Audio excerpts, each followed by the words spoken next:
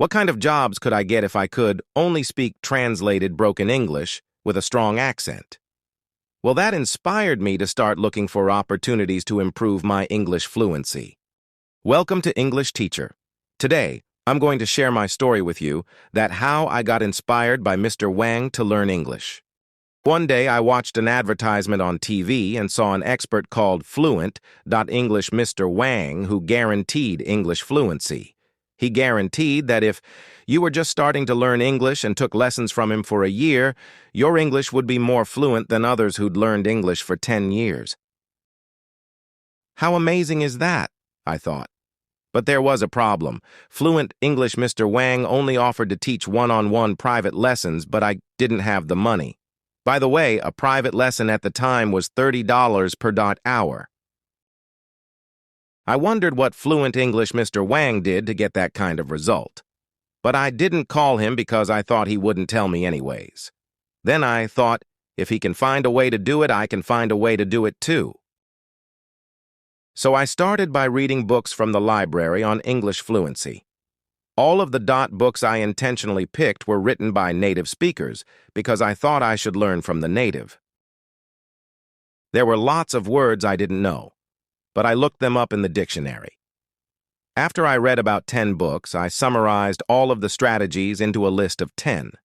The strategies were something like, listen, listen, listen, read, read, read, use what you've learned, build your vocabulary, and so on. I started applying these strategies, and I could understand a little more English, but the strategies didn't make me speak any better. So I kept reading books, and again, all were written by native speakers, but they all said pretty much the same things. I kept reading and reading. As far as I can remember, I read a total of about 60 books, and again, all of the books I intentionally picked were written by native speakers, and all of the books said almost the same things. The strategies were ineffective, so I tried a different approach. Instead of picking books written by native speakers, all the books I picked this time were written by successful non-native English speakers who had made their English fluent.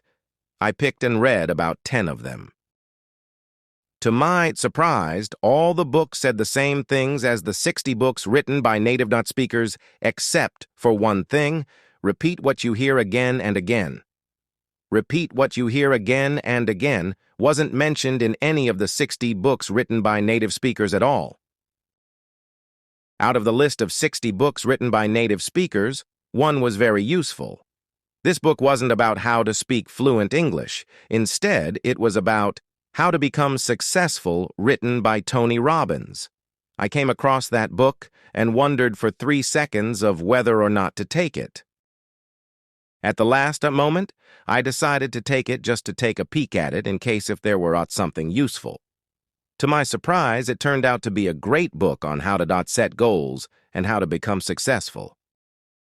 I summarized that book and the 10 books written by the successful non-native English speakers and came up with one strategy, a strategy I later named My Fluent English Formula.